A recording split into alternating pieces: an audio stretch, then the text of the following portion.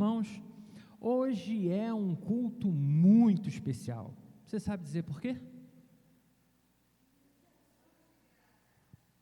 Muito bem, foi meio fraquinho, mas a gente vai melhorando ao longo da mensagem. Eu sei, talvez 2025 tenha sido um ano um pouco difícil para você, foi um ano muito difícil para muita gente, mas esse não é um culto para a gente olhar para trás com tristeza, com dor.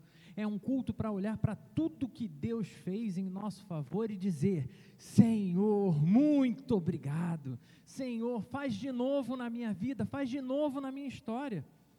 Nesse culto de ação de graças, temos muitos motivos para celebrar. Celebramos a vida, que é o presente diário que Deus nos dá. Celebramos as portas que Ele vai abrindo, para a gente ao longo do caminho. As respostas que chegam na hora certa, sabe, quando você está realmente precisando e vem alguém e fala exatamente o que você queria ouvir, ou o que você precisava ouvir, e até aquilo que a gente não entende na hora, que a gente se entristece, fica com raiva, e Deus vai e mostra para a gente que Ele já tinha um projeto muito melhor. Celebramos as famílias que foram preservadas, os empregos que foram conquistados, a saúde que foi restaurada, os livramentos que Deus sabe como foi que Ele fez, os reencontros de amizades, os pequenos milagres que ficam escondidos no nosso dia a dia, no cotidiano. Celebramos também a força que Ele nos deu nos dias mais difíceis, quando tudo na nossa mente e até os nossos melhores amigos se aproximavam para dizer: desiste, deixa para lá. E mesmo assim a gente seguiu em frente e está aqui, de pé para a glória de Deus. Celebramos o amor que nos trouxe até esse momento e a esperança que segue nos empurrando para um futuro glorioso. Hoje, meu irmão, minha irmã, juntos agradecemos por tudo que Deus já fez e também por tudo que Ele ainda fará. Porque Ele sempre tem novidade para a gente. Nele sempre vai continuar existindo mais graça, mais vida, mais motivos para celebrar, mais bênçãos para derramar sobre nós. E se a gente for sincero, muitos de nós somos especialistas em pedir. Quem lembra aqui de ter pedido pelo menos mais de uma coisa hoje? Eu pedi muito mais de uma coisa só hoje. Imagina se tivesse uma contagem de tudo que você pediu a Deus. Você acha que essa lista já estava em que número? Somos especialistas em pedir. É igual criança que promete, sabe? Aquela coisa. Não sei se você conhece, ouviu em algum lugar acontecer algo desse tipo. Mãe, se você comprar aquele presente para mim, aquele videogame para mim, aquele celular para mim, eu vou lavar a louça todos os dias da minha vida. Pelas risadinhas, eu acho que alguém ali mandou essa, entendeu? Aí recebe o que pediu e depois esquece a parte, desaparece. Igual o save de jogo, quando falta luz elétrica e corrompe o save. Aliás, falando em jogo, né, em games, tem gente que conversa mais com desconhecido no Roblox do que com Deus. Cadê? Pedro também é do bonde do Clash Royale? O pessoal do Clash Royale não veio hoje, né? Deve estar tentando fazer a missão do dia. Consegue tempo suficiente para fazer todas as missões do dia, mas não vai à igreja desde o aniversário do colégio Boina Preta. Desde aquele dia. Se falarmos de futebol, então, aí eu teria que citar o Valquinaer, né? Depois do ovinho que ele levou lá, disse que ia fazer e acontecer com Pedro e saiu, coitado. Temos que orar pelo nosso presbítero.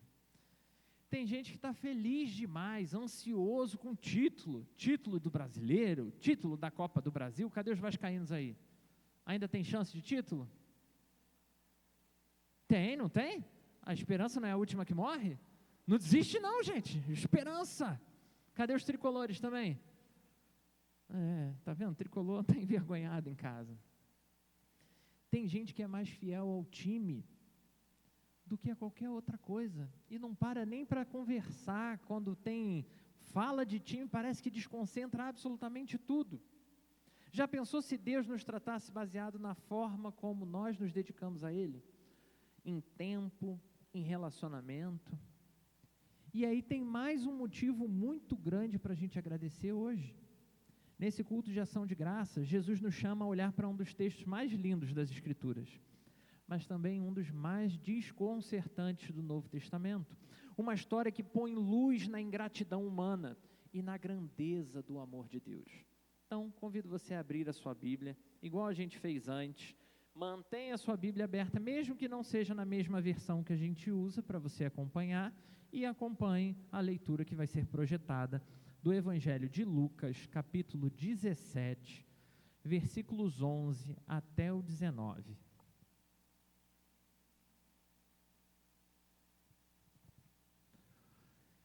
Diz assim a palavra do Senhor: a caminho de Jerusalém, Jesus passou pela divisa entre Samaria e Galiléia. Ao entrar em um povoado, 10 leprosos dirigiram-se a ele e ficaram a certa distância. E aqui a gente precisa lembrar que o leproso era obrigado a ficar à distância, ele não podia se aproximar. E gritaram em alta voz: Jesus, mestre, tem piedade de nós. Ao vê-los, ele disse: vão mostrar-se aos sacerdotes. Aconteceu que, seguindo pelo caminho, foram purificados. Um deles, quando viu que estava curado, voltou dando glórias a Deus em alta voz. Prostrou-se aos pés de Jesus e lhe agradeceu. Este era samaritano. Jesus perguntou: não foram purificados todos os 10? Onde estão os outros 9? Não se achou nenhum que voltasse e desse glória a Deus, a não ser esse estrangeiro? Então ele lhe disse: levanta-se e vá, a sua fé o salvou. Queridos, essa nossa reflexão de hoje tem um título muito simples, a gratidão que volta, que é símbolo de uma fé que permanece, porque nós temos aqui 10 homens que precisavam de um milagre, que nem eu e você, e 10 homens fazem o pedido certo, para a pessoa certa, da forma certa, no dia certo, tudo certo, e os 10 recebem exatamente o que eles queriam. Que coisa maravilhosa! Mas quantos voltam para agradecer? Parece até vida de pastor, quando marca a reunião de oração. Já vi gente afundando, né? Pastor, conta comigo que eu vou estar lá, falando nisso. Aproveitando a oportunidade, eu quero te fazer um convite muito especial. No dia 12 de dezembro, a segunda sexta-feira do mês de dezembro, nós teremos uma vigília de louvor e adoração aqui, vigília de louvor e oração aqui, e a gente vai começar por volta de 22 horas, e vamos noite adentro. Vai ter oração, vai ter louvor, vai ter palavra, vai ter comida, vai ter comunhão, vai ter até brincadeira. Vamos participar dessa vigília dia 12. Posso contar com você?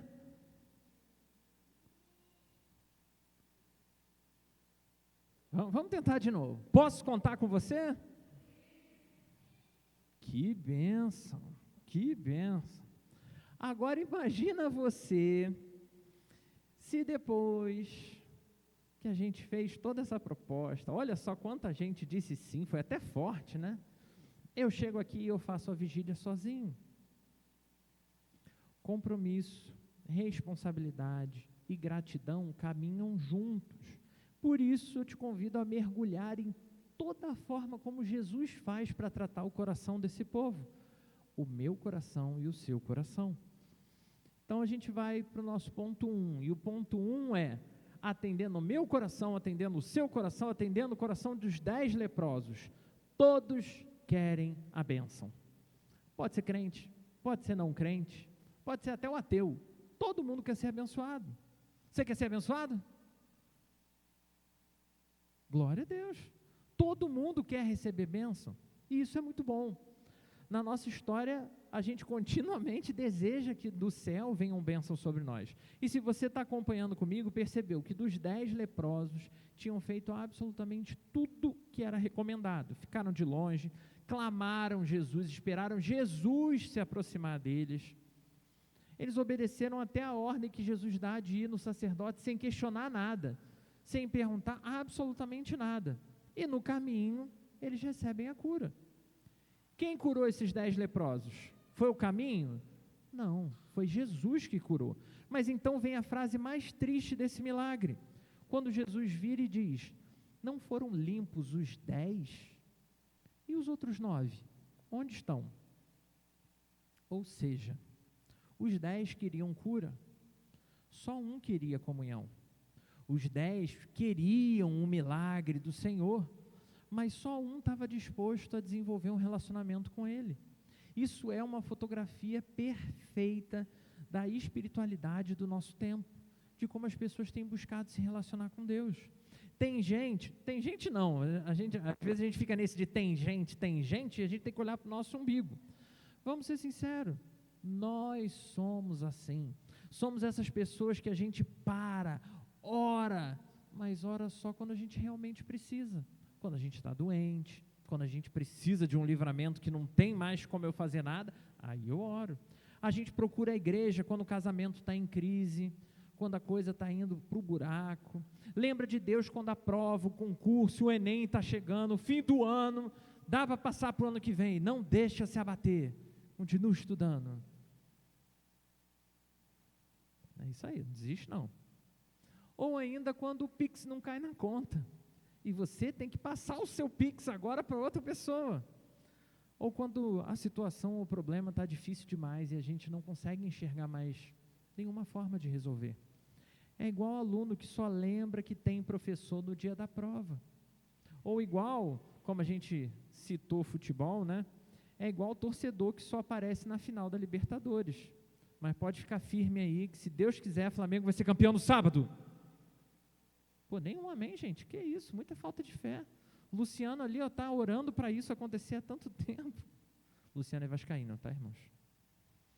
Mas Jesus não quer ser só o nosso pronto socorro, aquele que vai vir e vai cuidar das emergências, aquele que vai vir e dar o jeitinho que você quer, que você precisa. Ele quer ser o nosso Senhor, Ele quer ser nosso companheiro, Ele quer ser nosso guia, Ele quer ser nosso Pai, Ele quer ser nosso amigo. Nesse culto de ação de graças, Jesus está perguntando para cada família aqui presente exatamente a mesma coisa. Filho, filha, você quer os meus presentes, as minhas bênçãos, ou você quer a minha companhia? Ou você quer a minha presença? Você quer o meu abraço? E aqui entra a necessidade de você dar uma resposta entre você e Deus. E isso nos leva ao ponto 2. A gratidão precisa nos fazer voltar. A gratidão faz voltar. 10 foram pedir cura, 10 leprosos. Quantos ficam gratos com a história? 1. O texto diz que só um voltou. E ele volta correndo, ele volta glorificando, volta agradecendo, volta se jogando aos pés de Jesus. E por que isso acontece? Porque assim, a Bíblia diz que muitas outras coisas aconteceram e que não estão relatadas. Por que essa aconteceu e essa está relatada? Porque a gratidão sempre nos leva de volta à fonte da bênção. Isso é gratidão de verdade. Ela não deixa o coração endurecer depois que recebe o que foi pedido. Ela abre portas, ela muda o ambiente, muda a realidade, ela fortalece os relacionamentos. No casamento, por exemplo, tem marido que só agradece, só trata a esposa bem quando o time dele ganha. Se fosse por isso, Priscila estava, coitada, muito triste. Tem esposa que só agradece quando o marido lava a louça sem postar no TikTok. Aí fala, miserável, está resolvendo ajudar? Na vida com Deus, irmãos, é exatamente assim. A gratidão é um dos processos que ajuda a amadurecer a nossa fé. É quando a gente volta e agradece, de verdade, de coração aberto. Isso nos lembra de quem é responsável pelo nosso sustento todos os dias, nos torna sensíveis ao cuidado do Pai. E esse samaritano, que o texto deixa claro, né, que nem era do povo da promessa, entendeu que muitos religiosos continuam fechando os olhos.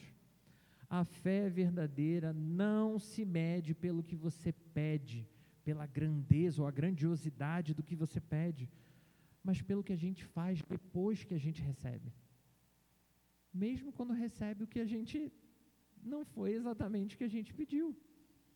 A fé verdadeira volta para agradecer, volta para comprometer, volta para caminhar junto com o Senhor, volta para viver em igreja, porque não existe essa de seguir na fé sozinho, volta para viver na presença do Senhor, e nenhum de nós está isento disso.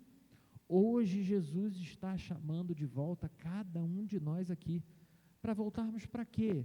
Para um relacionamento próximo com Ele. E isso nos leva ao nosso terceiro e último ponto, porque quando voltamos, recebemos ainda mais do que pedimos.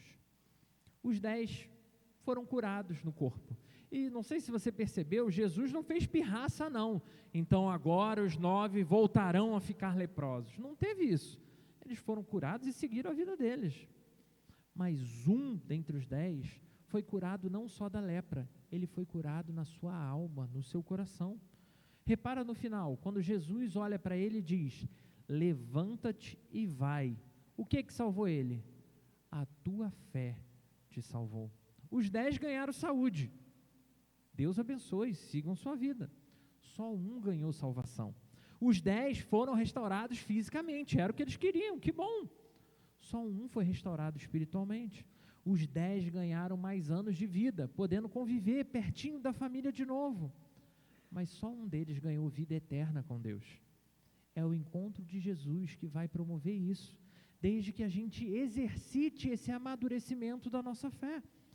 E a gente precisa entender isso. Quando você se aproxima de Jesus apenas para pedir bênção, você pode até receber a sua bênção. Afinal de contas, quantas pessoas até para a igreja vão quando precisam de ajuda? E recebem. Mas quando você se aproxima de Jesus para entregar a sua vida, você recebe tudo dele, tudo que você precisa. Esse é o ponto mais profundo do nosso texto. O samaritano não voltou por obrigação religiosa, porque ele nem tinha que voltar. Ele voltou porque ele entendeu que Jesus era o maior presente que ele podia querer, a maior bênção que ele tinha a alcançar. Então, meu irmão, eu preciso te perguntar, é hoje que você volta para o Senhor? É hoje que você volta para agradecer?